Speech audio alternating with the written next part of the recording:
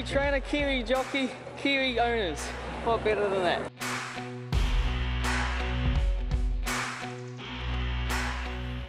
Yeah, well, New Zealand trained, owned horses might be a wee bit thin on the ground when it comes to the Melbourne Cup, but there's no doubt that the Kiwis' impact on the race and the Caravel is still there when you sort of scroll through the detail of the racebook. Kia ora, race fans, welcome to Weigh-In once again.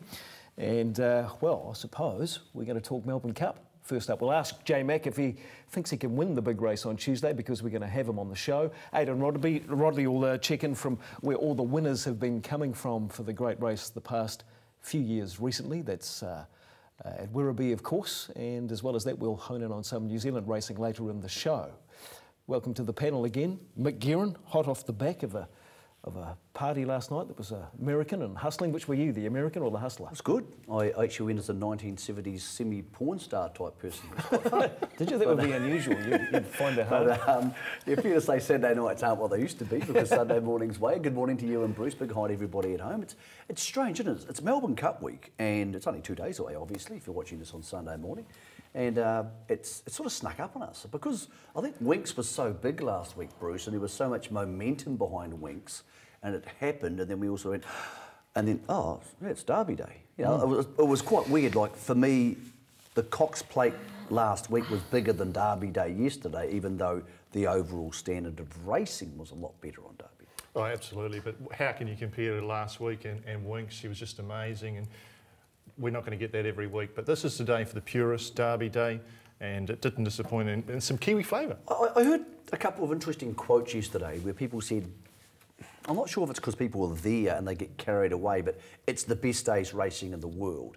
Isn't that something it might have used to have been 10 years ago, and now that's just something people say as a throwaway line? What did you think yesterday? Was there a race yesterday where you thought, well, that was a special moment, and like Sunlight was great, but I'm taken aback by this moment. Whereas, for example, if you go to Breeders' Cup, which is on right now as we're speaking, if you go to some of the great races in Dubai, the Hong Kong International Meeting, if you go to Ascot, or even the Quipco Championships Day, and even the Championships in autumn, was yesterday any better than that? I think maybe it used to be that way, but I'm not sure I saw too many things yesterday at Flemington that made me go, well, that was just unbelievable. I just thought it was a really solid day of top-class, world-class racing yesterday. Race after race after race after race. But in saying that... Do you need a magical moment? No, but in saying that, did you see a champion yesterday? Surely a great day, or as they were calling it, the greatest days racing in the world,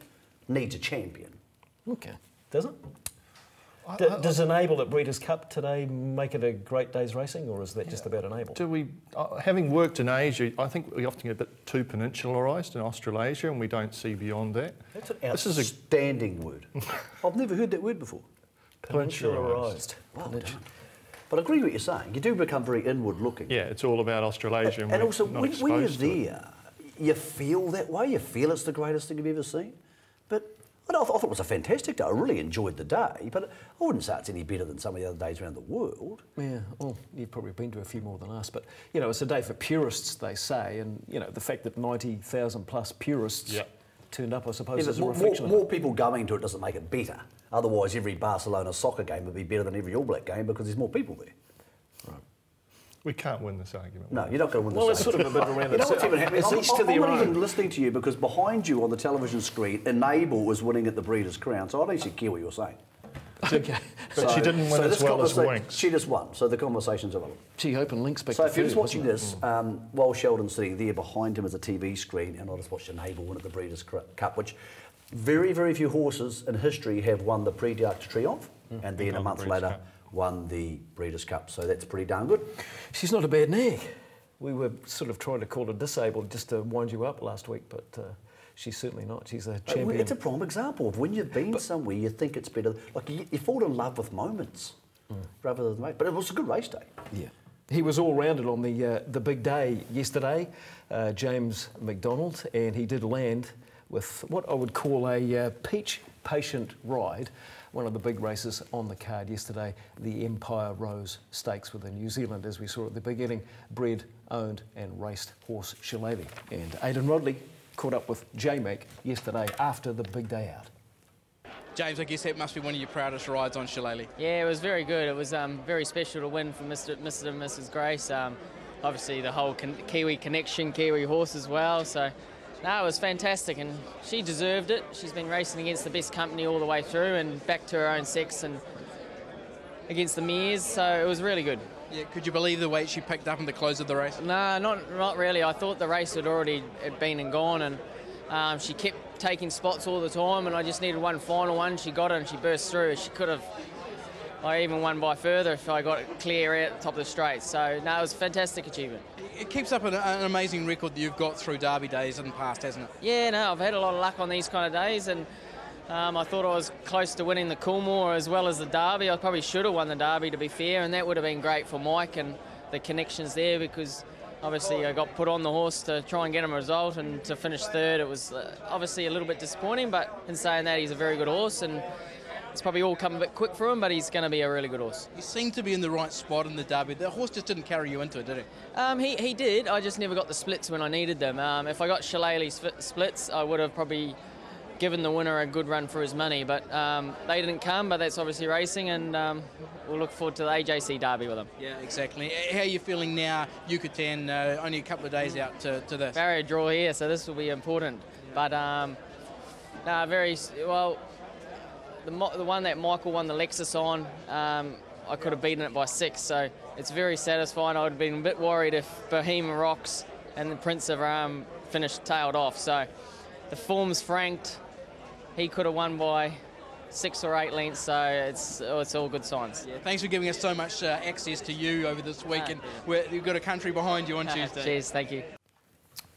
Jay McDonald and Aidan OBrien after the big day out, and his biggest moment was, of course, Shillelagh. So let's go back and have a look at the race, shall we? And we can just watch this performance very closely at hand from the 1,600 metre start. Gate 10, the great Grace colours, the green with the yellow sleeves. He half snicks back from the barrier and he's down to the rail as they come across onto the course proper after a couple of 100 metres.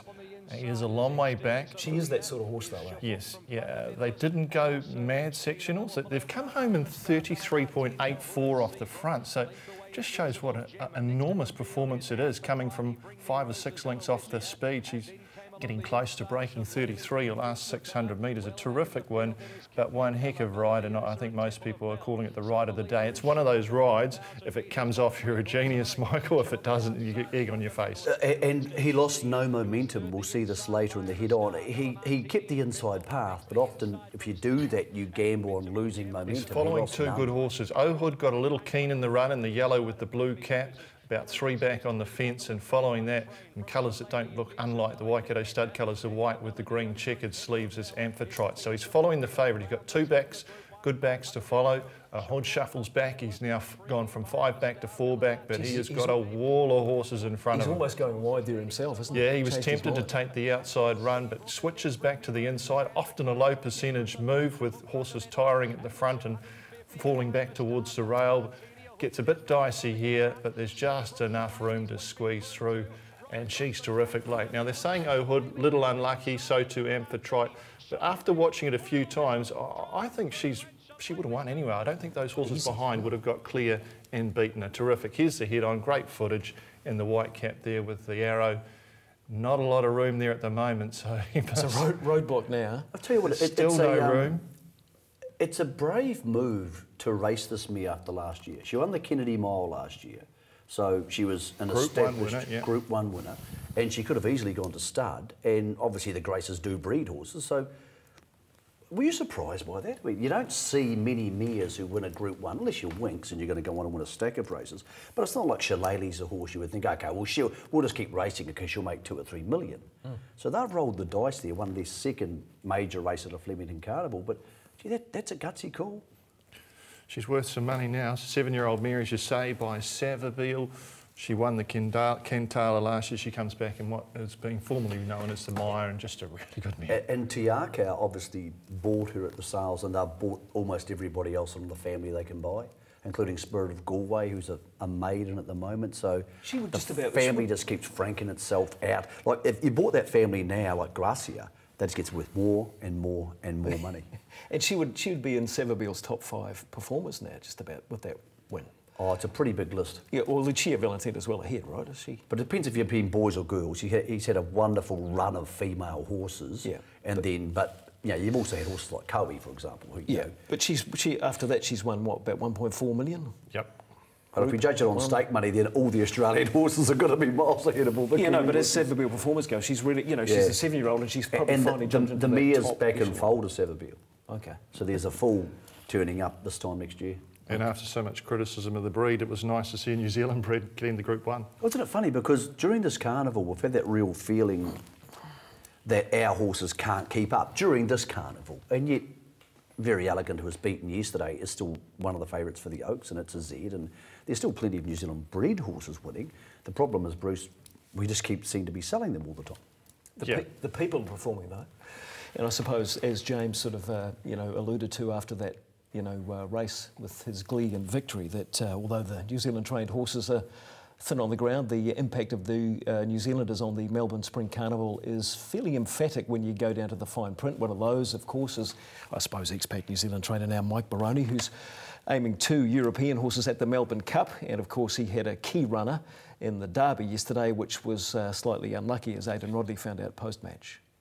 If I hadn't won 2 before, I'd be very disappointed. But, he just didn't get any luck, just when he needed it.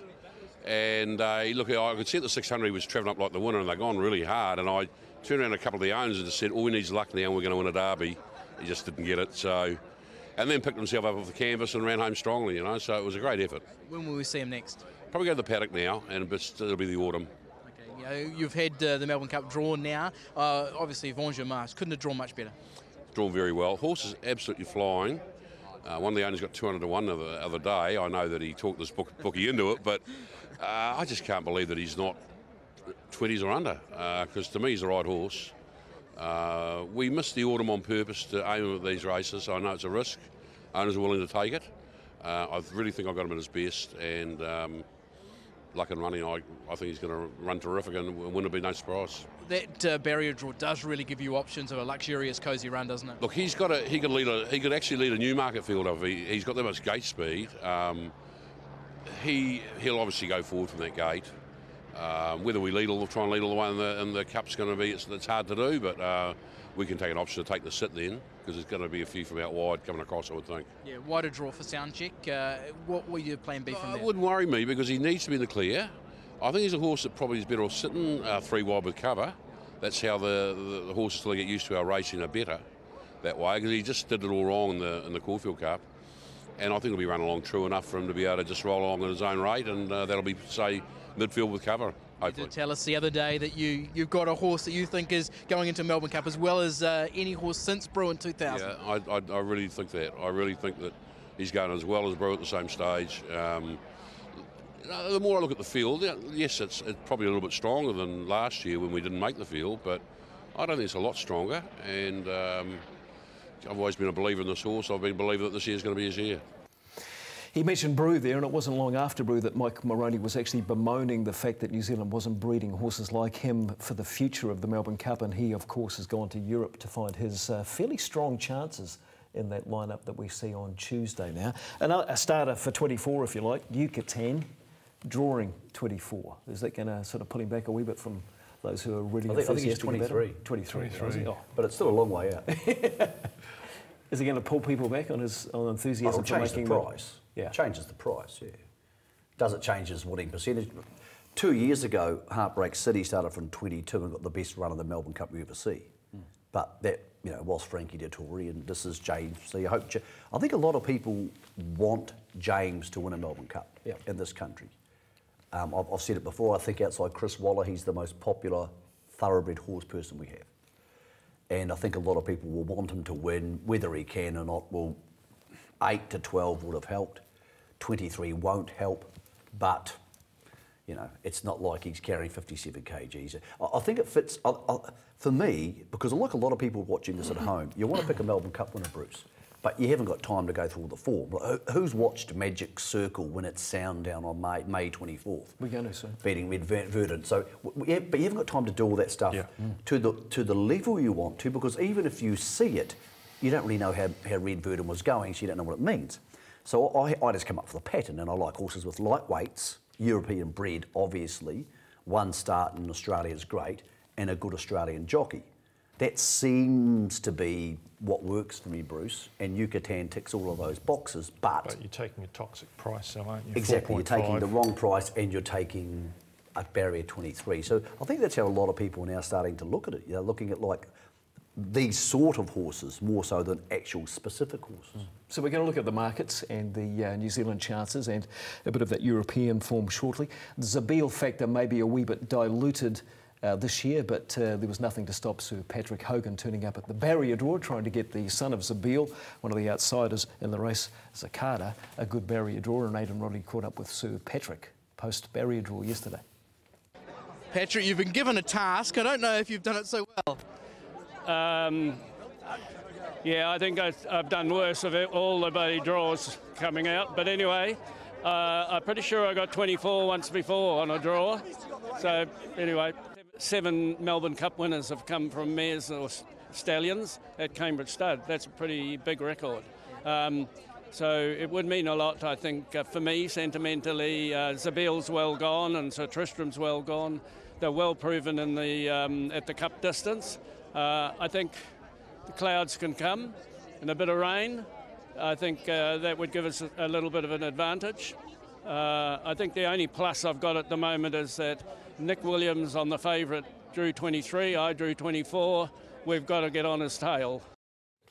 Yeah, just follow him everywhere he goes. He did draw 24, Sir Patrick Hogan, but I suppose, you know, he and Zabeel have overcome far worse things than that, although I don't know whether the horse that is representing them on Tuesday has probably got the gift, other than perhaps if it rains a lot. So Charles Road is a horse that leading into the Melbourne Cup Carnival was possibly a realistic New Zealand chance of running top 5 or top 8.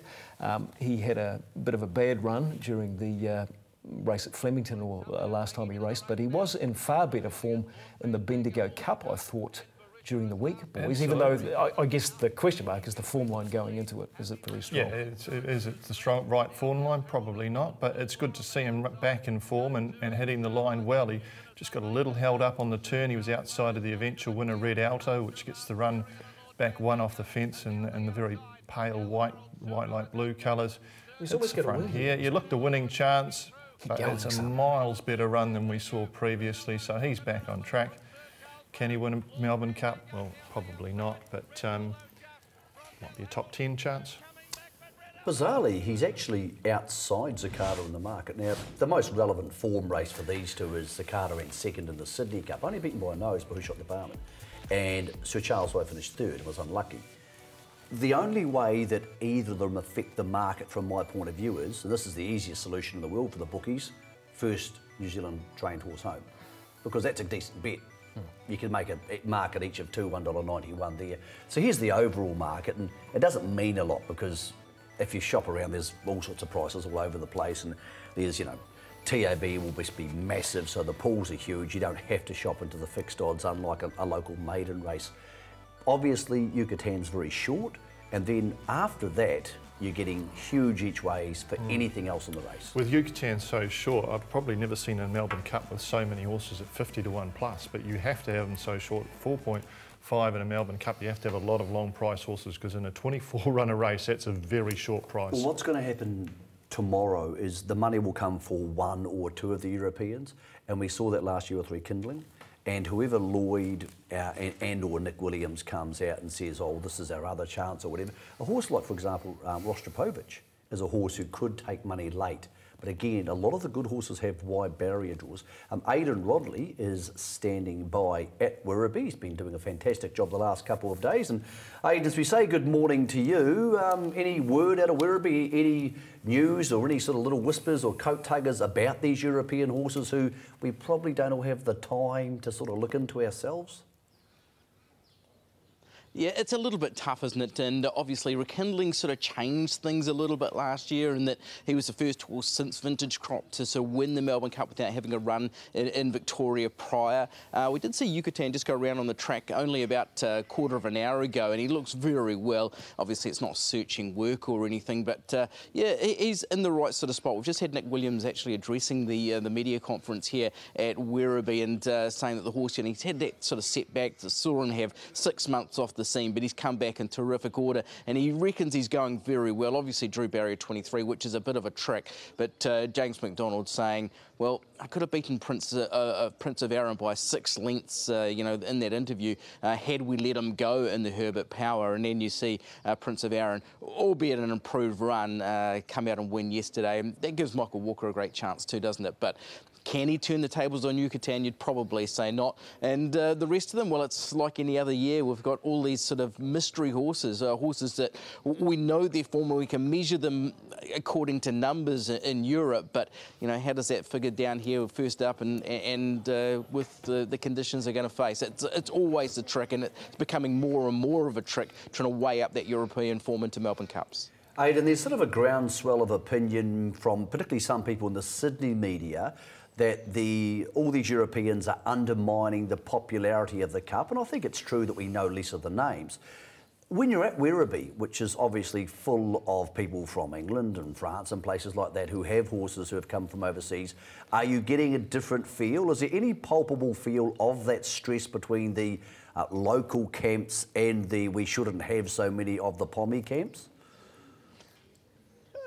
I don't think so, and obviously these people here, they know that the Melbourne Cup's in such an international race. The crowds around the screen when Enables just won that Breeders' Cup was massive, and obviously they're just, you know, like I heard you guys talking about Enable after the winning of that race as well, and it just shows how popular, you know, world racing is global now, and it just shows, you know, I know it's harder for you know the Aussies to weigh up the form, and obviously they're missing the battle of the Rogan Josh and you know, back in our day Kiwi winning Melbourne Cups, but it is an international race, and I think that just adds a real credence to it. Why shouldn't we have all these great horses come? And for us to come here, and while some of the connections are still over in America because of the Breeders' Cup meeting, you know, having guys like John Gosden and Aidan OBrien bringing horses here, well, that just shows that it is a world-class event, doesn't it? So for me, there's no knock on it. Obviously, there is a line of thinking in Australia that there should be more, and maybe there should be a few more qualifying races. That does mean that some of those Australian horses get in. Ladies First is a case in point. It's a Group 1 3,200 metre winner. You know, the Auckland Cup winner for mine should be straight into the Melbourne Cup. But yeah, whether that's the case or not, you know, we've had 2 horses who have run 2nd and 3rd in the Sydney Cup, and they've scraped into the field, albeit as the outsider and second outsider of the race. But yeah, maybe if we can have a few more of those ballot-free races, it would sort of appease the Australians who can then see the form. And I guess it's the New Zealand audience as well. Just how do we weigh these horses up? Aidan, Sheldon speaking. Just about conditions. Looks like you've got a good day there this morning, but I just had a sneak look forward to the weather forecast for Tuesday. Tomorrow, they say stormy conditions in Melbourne, and it's forecast for rain on Tuesday. So how does that map for perhaps those Europeans probably just needing a wee bit of dampening in the ground on Tuesday to completely flood the finish? Oh, I think so. I think it really brings them into it. And to be fair, those 2 New Zealand trained horses, they're going to really appreciate some rain. So Charles Road to some degree, but certainly Zakata, the wetter the better. So talking to Sir Patrick Hogan last night and also to Murray Baker at track work on Friday morning, they're both very keen to see some rain. Whether there's enough to make too much of a difference, I'm not too sure. It'll just mean it's not going to be a really hot, muggy day, which is never that comfortable. But yeah, I think it does sort of suit those Europeans, doesn't it? They're used to racing on ground that just has a little bit of yield in it. So how that sort of measures up for the Aussie horses who might want it rock hard, I'm just not too sure. But yeah, we're just looking for a fair race, and let's hope that every horse gets their chance. Aidan, I guess my interest is in some of these horses we haven't seen, the Magic Circle, Muntaha, and particularly Cross Counter. What are the whispers from Werribee? Like, there's been talk Cross Counter's been working the house down. I saw him this morning, I've got to say. I thought he was really underwhelming. He's a horse that, honestly, you know, I'm not a great judge, obviously, but he's not a horse that really got me. The word on Magic Circle is really strong, though, and we got a chance to catch up with Dr. Marwan Kukash at the draw last night, and he's exuding confidence. He's saying when we win rather than if we win. So there has been that little bit of a question mark as well, just over cross counter and just the way he's been going. So just looking at him today, I thought he was a little bit underwhelming. Rostropovich, there's obviously a bit of confidence about that horse as well, but again, Bruce, isn't it? It is that sort of real unknown that we can't get any real confidence because, you know, we just haven't seen them out on race day in Australia yet. And here's a look at Magic Circle winning at Sandown over 2 miles, and Red Verdon, who was in considerations there for a while, a well-beaten second. Did look So a this bit was of give in after the the ground. Chester Cup. So he won the Chester Cup, and then he went, and they were sort of thought, oh, he's a nice horse, and he went and won that, and won most impressively. So, well, Aidan, thanks for your time. Just before you go, it does add, as you said, some colour to the day. I mean, while it was great in the old days when Bart won 13 and stuff, Marwan Kukash, for example, is a very kooky, unusual dude, and he's promised he's going to run down the straight in his underwear if Magic Circle wins. Now, it's probably a load of rubbish, but it's something for people to talk about. Well, we interviewed him at the barrier draw last night, so we do have that in the can to bring you for trackside. He was adamant. He said they'd be needing security to restrain him because that was what was going to happen. He is an absolute character. He's bringing a lot of colour, as you say, to this carnival, as a lot of these internationals do. But yeah, he's an interesting bloke, isn't he? Come from what refugee status, fought in a war, then has gone to England, become a billionaire, bought the Salford rugby league team, and then gave it back to the community, even though it had sort of millions of dollars of debt when he bought it. So he's a really an amazing character. He loves his racing. Was down here, of course, with Mount Athos, who ran a terrific race in the Melbourne Cup a couple of years ago. And yeah, there might be a bit of fireworks should Magic Circle win on Tuesday. Okay, Aidan, if you just hold in there, that'll be good, and we might get back to you with some of the latest coming out of Werribee later in the show. But coming up after the break on Weigh In today, we'll hark back to yesterday's Derby Day and the wonder trainer Darren Weir, who's in at least 2 minds about the future prospects, or the immediate future prospects, of our gun New Zealand expat filly after yesterday's run. Might be looking a bit better now, are we? Let's go up there.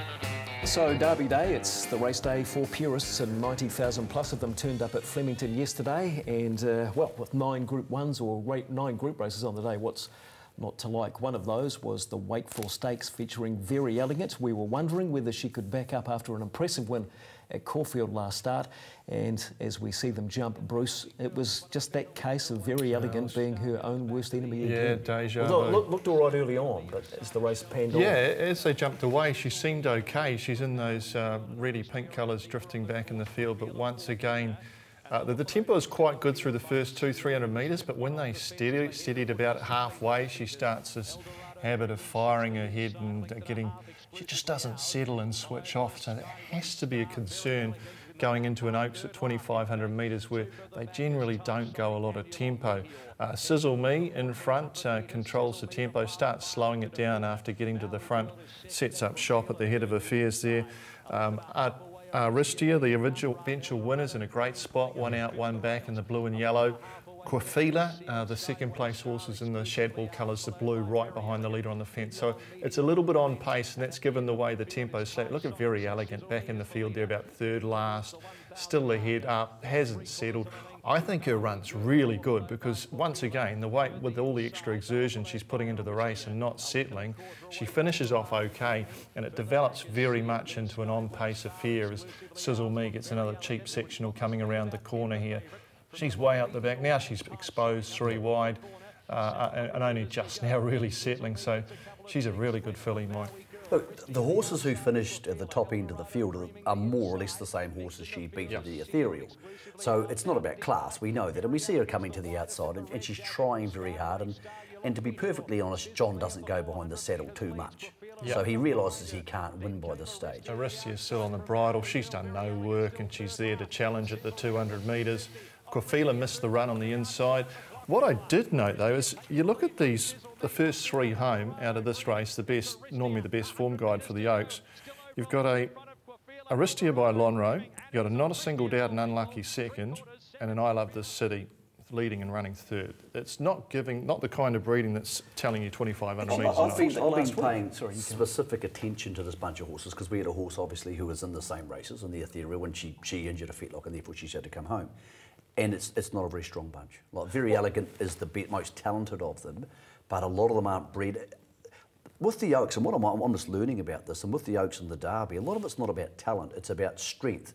Two sorts. Physical strength, can you get there in one piece? And secondly, mental strength, can you cop the work you need to get there and the racing to get there? And a lot of the times that's what it comes down to. Very Elegant's going to go. So after the race they thought she may not go, and then Darren Ware said she will go to the Oaks. The problem might be, we'll hear from this in a second, is that might have taken the sting out of her a touch and allow her to settle maybe a bit more. But she's quite a light-framed filly, and it comes back to that strength thing. Is she going to eat up this morning, be happy in the next couple of days, and get to those races? I think the horse who's the big winner out of yesterday is the horse who wasn't there. Collectible ran fourth in the Ethereal and was very good. And she wasn't there, and I'm thinking she might be the horse who turns up on Thursday and does a good job. But here is Darren Ware, a little bit circumspect about the whole Very Elegant thing. My first reaction is that she doesn't help herself. She gallops, got a very high head carriage, makes it very hard on herself, I guess, and very hard for the jockey. I thought it was still a good enough run to push on to the Oaks on Thursday. Obviously, she was in a position, she got into a position where she couldn't win the race. So John probably, although he asked her to extend, but probably wasn't as hard on her as what we normally would be. So hopefully she has a good 4 days and can draw a barrier and just race a bit more attractable in the Oaks. We've just seen the running of the Lexus as well. What was your thoughts on Yagi's run? Yeah, Yagi just makes it too hard on himself. He just gets too far back. He's just got no early speed, and the track would be just too firm for him today. He still ran a respectable race, but I need to rethink what we do with him, I think. Yeah, he's still in New Zealand Cup nominations. Is that a possibility? Yeah, the owners are still a bit keen to sort of put a bit of thought into it, so it's certainly still a possibility for sure. He certainly shortened on the New Zealand Cup markets, Yogi. And speaking of the Lexus, which was the race that Yogi was in yesterday with a start in the Cup guaranteed, you want the photo finish links in operation, and they didn't have it for the, 10 minutes over start time, but they finally sort of kicked in after a delay, and Michael Walker was the man who was smiling at the camera in the end as we picked them up about halfway, Bruce, here in the Group 3 race. Yeah, Michael Walker, another Kiwi rider in the Cup on Tuesday after this, in a great spot, fourth, in the predominantly blue colours. Not a great deal to report out of the race. Former Derby place getter Rising Red. Ladies first, she's gone great, hasn't she? She's back third to last in the race. Let's have a look at the last. So they've come home a 2,500 metre race, the last 600 off the front in 34.2. So from her coming from nearly last in the corner, she doesn't get a great run into the race, ladies first, in those red and white colours. She's gone really good. She's gone super. And initially I thought they might go to the Queen Elizabeth or the Zipping, which used to be the Sounddown Classic. But reports are she's going to come home. So it's going to be tricky for her at home now, because she'll get to a decent place in the weights if she goes to any of the handicap races. But Michael Walker now obviously is on a proper chance. It's $17, but it's still, when you can hand so short in the market, it's a proper chance. But this is also form where this horse raced Yucatan in the Herbert Power and got thrashed. Yeah, so I can't see him turning around. It's hard to take this race overly seriously. There's Ladies First, the Auckland Cup winner, in behind in those kind of cool red and white colours, and I thought she was really good, Bruce. And the last 100 metres. On this, you would suggest Alan's probably going to need to find weight for age racing for her at some stage, but they are talking about going back to Sydney in the autumn. So I thought she might hang around for an extra race, and I wouldn't be surprised if they changed their mind. But At least it was something out of the carnival for her. Like she was going forward rather than backwards. And when you talk about the carnival, New Zealand's had, as best I can work it out, New Zealand trained horses have had one win in the entire Melbourne Spring, and that was Botti in a minor race. Can you think of another one? I mean, trained, and I know Mike Moroney is a New Zealand trainer, but he doesn't train here per se. Botti won a minor race, and we, on the carnival days, I don't think I've won a race. But then again, you see Soul Impact there. Japanese horses have been dreadful this spring. But we're sending our best ones. They're not sending their best ones, are they? True. Which is, and it's not that our horses clearly aren't good enough. I've discussed this with a lot of people within the last couple of weeks. I said, what do you make of this? And everybody has the same answer. We're selling all your good mares, and you're selling all your good horses. And take Very Elegant. Very Elegant's a New Zealand trained horse 6 weeks ago, and then you get offered that sort of money, and now she's an Australian trained horse. They need a wee bit of damp, the New Zealand horses. Like if it poured on Melbourne Cup Day, for example, we might be a shot. Not necessarily probably not going to hurt the Europeans, though, either. No, yeah, in that race, but in terms of the carnival... Noah's Ark could be going straight down the straight on Melbourne Cup Day, and we're still not a chance. Yeah. I thought that Very Elegant was the sort of horse that needed a wee bit of sting out of the ground too. But the bottom line is, we're just selling all these good horses. Yeah. Very few people can afford to keep them. When you get offered $800,000 for a horse, how many normal New Zealanders can say, we'll keep them? Yeah.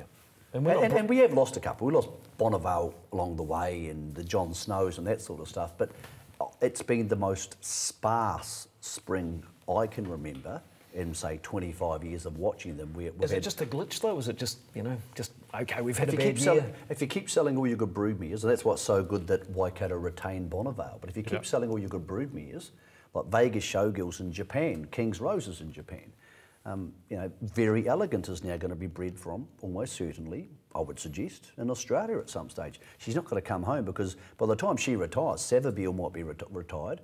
And then what stallion in New Zealand would you feel comfortable putting a horse you paid $800,000 to? And that's the problem right there. I don't know. We're not breeding them, are we? We're not really breeding them. No, we're breeding them. We're just selling them. Yeah, well, this is something that Mike Moroney was talking about ages ago. He was saying, look, we're not breeding... and we talked about this briefly last week. It's like we're breeding for the current market. You've got to breed for the market. You can't Asia, breed horses nobody wants to buy. We've still got look, all the horses. You think of all the horses we sell as 3-year-olds unraced to Hong Kong or get to rating 70 and you sell them. What would they be if they stayed? And that's another question. But again, Bonnevale showed last year when she beat Hartnell, we can still win at these carnivals, but it just gets harder and harder every time you sell a horse. That's one less horse you have to race. And Very Elegant's the best example of that. Shillelagh, it wasn't sold, but relocates, obviously for prize money. Yeah, I don't know. Well, just put it down to a bad year, hopefully. Does it change your attitude to the carnival? Like, is the carnival less or lesser to you because we're not winning races? It's just super racing. The Derby yesterday, it didn't feature many New Zealand bred colts, did it? Mick could keep his clothes on too. Yeah, I could have been in trouble here. I've never seen a bigger con job than them putting up 2.8, thinking big, and then Gay telling people it's going to start in the Melbourne Cup. So I said, if it starts in the Melbourne Cup, I will go to Ellerslie naked on Tuesday. Wouldn't be good for Chris. No, it wouldn't be good for anybody involved. But seriously, this was just the most nonsensical favourite in Derby history. So how do you read its performance yesterday? It just isn't that good. Right, well, it went a middle. Won at Caulfield, it went a middle 400 metres at Caulfield in 27.8 seconds. Yeah, but it beat them by half a dozen lengths, didn't it? No, mate, honestly, it was a junk race. I was happy to say it on Friday. It didn't change afterwards. It had a perfect run and ran 10th. So is this a junk It was race? a brutal race, absolutely brutal. On-pace horses had no chance. It set up for extra brute and horses out, that Chapada and those purple colours, a tragedy. He would have been fighting out the finish with extra brute if he got clear at the right time, because he would have got first run on extra brute as well. And after being blocked and losing all his momentum, about 8th, he's worked home to 3rd. Extra brute, though, recently purchased by the stud farm Aquis, or a portion thereof, and wins nicely over Star at Caravel. Arameo was super. The Godolphin horse, 3 wide the trip. Silky Oak was a wee bit he's a unlucky proper too. horse. Silky Oak was a wee bit unlucky too. Yeah. Didn't sort of get clear air when it needed to, but of course the third horse... At least we don't have to put up with this nonsense that Thinking Big was going to the Melbourne Cup. When the media starts reporting that stuff there, they should find other jobs. That was just rubbish. OK. We've got Aidan Rodley at Werribee, and now with a slight delay, and we're going to talk to with one of the key trainers of, well, a trainer of one of the runners, Hughie Morrison and Aidan Rodley from Werribee. A bit of deja vu because we've grabbed Hughie Morrison as we did this day last year. What did you make of Marmello's run last year?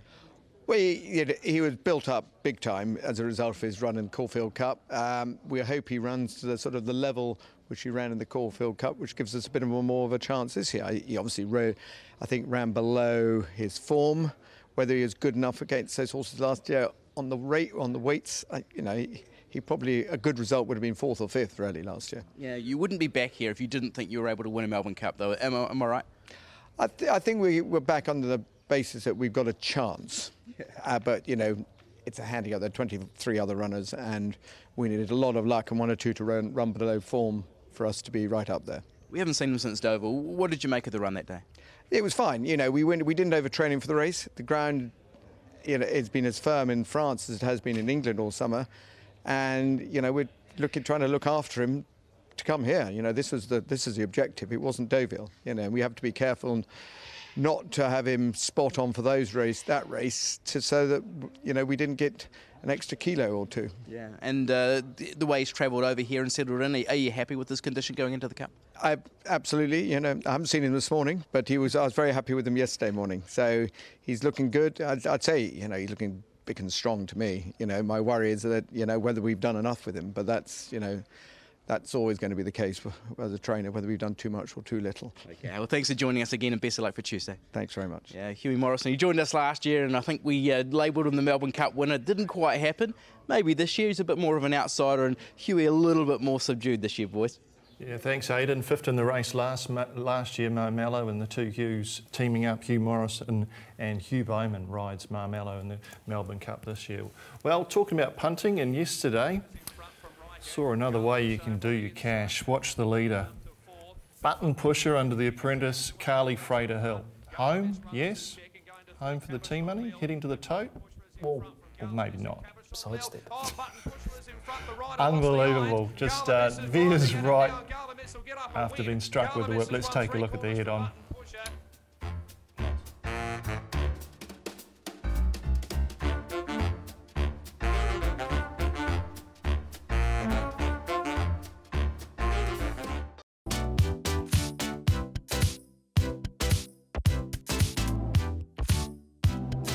Some more promising 3-year-olds and some minor cups on the way to some major cups over the summer in our New Zealand racing wrap coming up now. And it was raining fair and square at Fielding yesterday by the time they jumped in the 50k Fielding Cup, which saw a horse that was quite impressive over the Hawke's Bay Carnival return to form with a bit of a vengeance in the feature race 5 to Midnight. Let's pick that race up halfway through.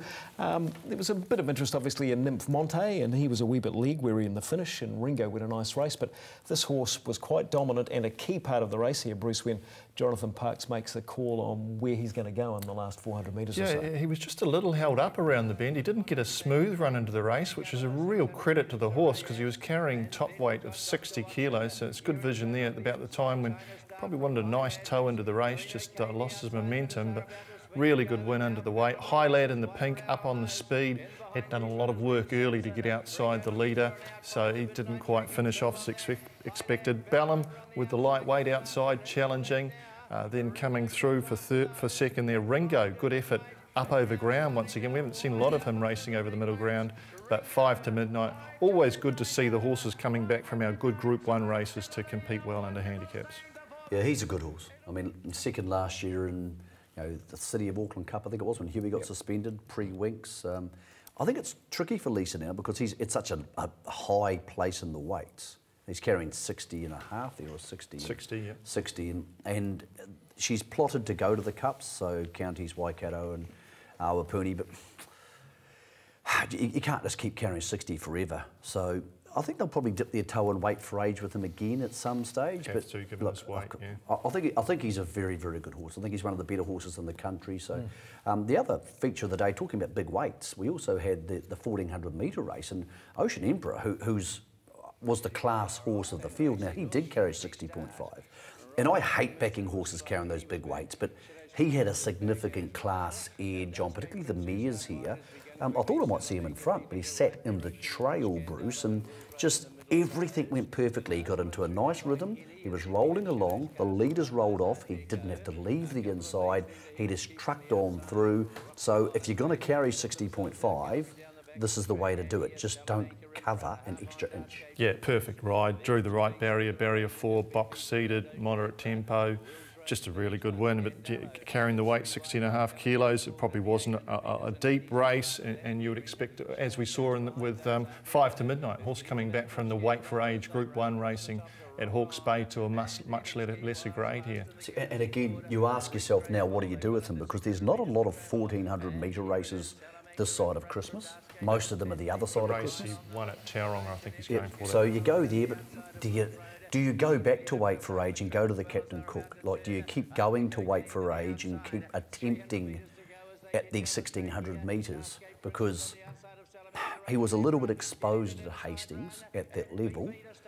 He wins here like a horse you think would be a factor in a Captain Cook, but I don't know, maybe on this, maybe he's a more true 1,400 metre horse than a 1,600 metre horse. Shadow's cast not bad from a Copeland's perspective. Yeah, Ringo's turning into an old favourite, I think, and if Sampson's in the New Zealand Cup, I thought it went pretty good, but that was in the Fielding Cup beforehand, just making notes on the day generally. After that race, Gary Hennessy, the trainer of the winner, Ocean Emperor, was, well, you'd think he might be a wee bit consoled after what happened in the Luck Stakes at Hastings Carnival, but no. The key to him was just getting some cover, and, you know, he was absolutely murdered in the Tarzino. I was really disappointed with the run, and it just stuffed up our whole program. But, you know, as you say, he's always shown a heap of ability, and, you know, we're back on course. Yeah, he was very settled today, but sometimes he can get a little bit worked up. Yeah, no, he's a lovely horse to deal with, and, you know, he's perfect today, as you've seen. What's on the program for him this summer? Oh, he'll go back to the Tauranga weight for age that he won last year, and probably down to the Captain Cook. The race day return of 100% top race mare and a Group 1 colt was the highlight at Tauranga at the other meeting over the open 1,300 metre race, as we have a look at that feature race. Jumping out of the gates. Horse to watch here, Sheldon. Giovanni Canaletto, former Hong Kong Derby place getter, green and red colours, snicked back to last. It's a dead set barrier trial. Gigi's gone good. Bad luck if you had your $5 on it. Sleeping Beauty gets a pretty easy time in front. The race changed complexion with Rich Billy Marsh. When Rich Billy Marsh missed the kick, and he didn't blaze in front. He had to do a bit of work to get outside the leader, so there wasn't the pressure of him blazing in front. He had to take it a bit easier. Embellish has been fine.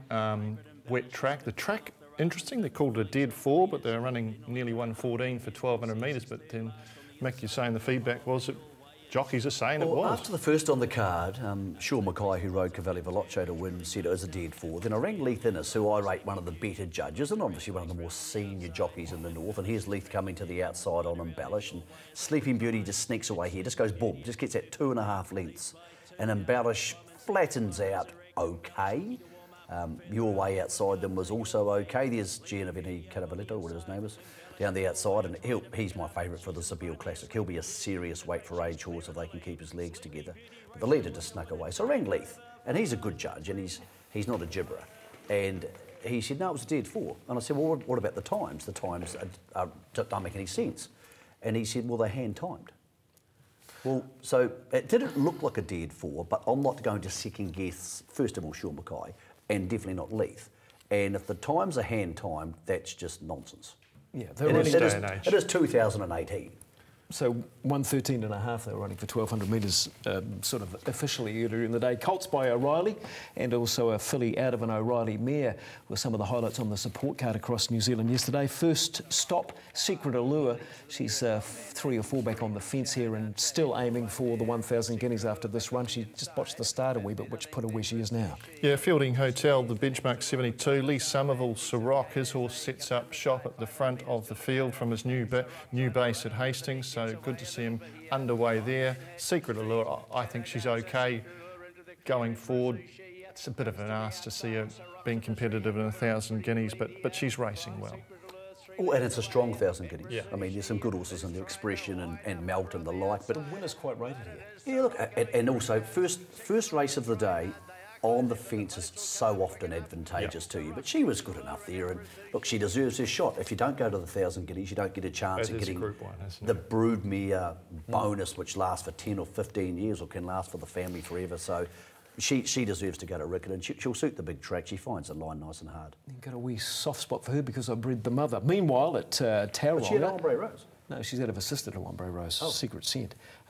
Meanwhile, at Tauranga is what I was going to say. Speaking of O'Reilly, two lovely O'Reilly colts in the first couple of races that had us sort of all eyes on early. The first one was a horse that we've become familiar with over the spring, racing in a much higher level than this. This was the market smash of the day. Open 2.9.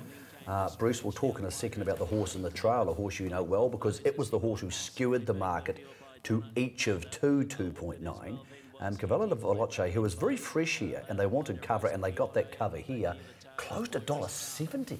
Big go. That's a big old go at the office. Stakes placed at Hastings during the carnival there, and then he tangled in a fierce speed duel in the Hawke's Bay Guinea, so that the run when he was 8th that day was better than it looked at first glance. So back from a Group 2 to a maiden, he was well placed. That Hawke's Bay Sacred Falls Guineas, that's now produced 5 winners. Caravel de Veloce, King Louis, Sword of Osman, Sir Nate, Princess Amelia. So it's really working out to be a good form race. Really good run. Sacred horse here, simply sacred. It just seemed just a bit plain. Might be needing further. She had a chance. The run of the race is probably Hetty on debut, the Pentire filly, dashing home out wide in the Frampton colours. Really good to run the winner to 3/4 of a length. And even the third horse, Donna Imelda, in the Waikato stud colours, it's pretty good off a 3-wide trip throughout. But the winner and Langkawi, so Peter Mackay's got 2. He'll try and keep them separate from each other, as he was saying after the race. Next race up, we're talking about the O'Reillys. I've had a good day at the office for the old late O'Reilly. And tell us about Sacred Accord, Bruce. Yeah, he was actually sold after an impressive barrier trial, but never came to fruition. So he's racing. He travels like a nice horse. He's a big, strong galloper. Perhaps a firmer track will be more helpful for him. Gets into a nice rhythm. He's heading towards a Karaka Mile, all going well, but obviously a lot of water to go under the bridge between now and then. There is a couple of good runs here. Laura Mia in the colours and the green colours jumped away okay, but just kept getting shuffled back. It's now second to last. That's a really good run, so it can be winning with better luck in running. Our Craftsman just ran a little flat first up. His first up run in the white colours with the red cap. He was one of the runs of the day at Te Arawa, but second up 1,200 metres, he just might have run a bit one-paced and flat, and obviously Yamuna in the Chris Wood colours out wide, very good from last. But so Bruce, you mentioned Karaka Mile, which is obviously a fair way away. A horse like this is the long-term plan. You go to Walla in Sydney or you go to Hong Kong. Is that where they eventually end up? A horse like this, given that he's been gelded, would normally be a trade horse, so you're looking at Hong Kong for... There was just some ridiculous money offered after his trial, but he's pretty good. He's a nice type, eh? And he went a second quicker than the race earlier that we saw, Caravel de Veloce, so that shows some ability. The racing's been so good over the weekend, both sides of the Tasman, that it's been a nice distraction from a small issue that's at hand, the Massara Report, the future of New Zealand racing. What do we know on the last week? Meetings? Couple of meetings. Meeting on Thursday. Thursday, the 3 heads of the codes. That's not the CEOs, the chairmen, as it turns out to be, or chair people they should be called, but they're all blokes. They met with the Minister for Racing, and they had a discussion where we put questions to the Minister's office, and we got a very bland reply. These are the questions we put. We want to know because we want to tell you the truth. Because, by the way, it's your industry, you own it. And we didn't get much in the way of replies, to be honest. So none of those. It's a lot of questions. No, I suppose if you're not going to answer, you're going to answer. That's fine if the Minister's a very busy person, he hasn't got time to reply to us. A spokesperson for the Minister did say that there was a meeting with Mr Jackson, Mr Spicer and Mr Hannon, who are the heads of the 3 codes, and a DIA official on the back of the consultation, blah, blah, blah, blah. So that's it. That's what a spokesperson for the Minister. Now, for people out there, is that good enough for them? Is that good enough? That you own a few horses, I own a few horses. Well, not even that. Those people work for us. That's what I mean. Those people, if you work in the Greyhound Code, Harness Racing Code, or the Galloping Code, or the Deputy Prime Minister works for us. All of us. We pay the wages. Now, I'm not saying if it's commercially sensitive, they shouldn't come out and publish commercially sensitive information. But at least a press release coming out from the heads of the codes, a joint, if they want to say they're going to work together on a press release and tell the people who are in the TAB and buying horses and foaling at foaling time of the year what's going on. But having this big meeting in Claudelands, like an evangelical event, and saying, woohoo, and then not telling anybody when you meet what's happening next, I don't believe is good communication. And it also leads to distrust, because people aren't being told what's happening with their money. What is happening next? Well, I've got some ideas around it, but I'm not going to speculate, because these people are paid to tell you and me and you at home officially what's happening. Is it too much to expect a blow by blow? Well, the problem about it is, Sheldon, is this, and I understand media politics pretty well. If you're not putting out official press releases and telling people the truth, what you can do then is I can leak information to certain journos who I like, who will write things which won't affect me, and they'll write my side of the story, and you get one side of the story. The minister has people who work for him who are paid to tell us the truth. Okay. So if you want to change the industry, the first way you can change it is by being transparent. If nothing came in the meeting, say nothing came in the meeting.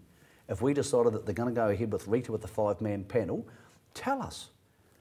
I'm not saying that we should have an opinion on what goes on in the meeting. These people are there to do a job. But you deserve the truth of what's going on at these meetings. Second meeting on Monday, counties, Pukekohe, Avondale and Ellerslie are sitting around the table.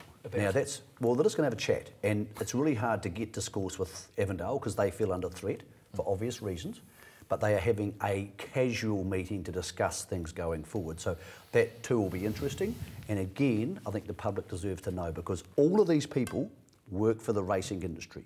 None of them work for themselves. None of these people own these businesses or have paid for these businesses. So they don't have the right to keep this information from us, I believe, if there's anything to say. Bruce, that's my opinion on what's going on. Tomorrow we've also got an announcement regarding the Provincial Growth Fund, so hopefully some good news there. Or there may not be an announcement, the way things are going, Bruce. The New Zealand Racing Board made an announcement last week. They are feeding about $150 million into the racing industry coffers as part of their press release. Well, it should be 25 million more, because we should have the racecourse legislation and the tax break. So that bottom line, 154 million, should be 180 million. But it's not, because everything's been bundled together to one big bill to go next year. I still haven't had anybody explain to me how that makes sense, why we're waiting for our money. Well, in spite of that, I suppose coming up the next fortnight, it is the big showpiece for racing, both sides of the Tasman. Of course, Melbourne starting on Tuesday, well, it started yesterday. And by this time next week on weigh-in, we will know a few answers around Melbourne and the first day of the New Zealand Cup Carnival. So until then, thanks for joining us, Mā te wā, and cheers and good luck to Hasdog, the producer of the show, who's heading over to where the stakes are a way lot better.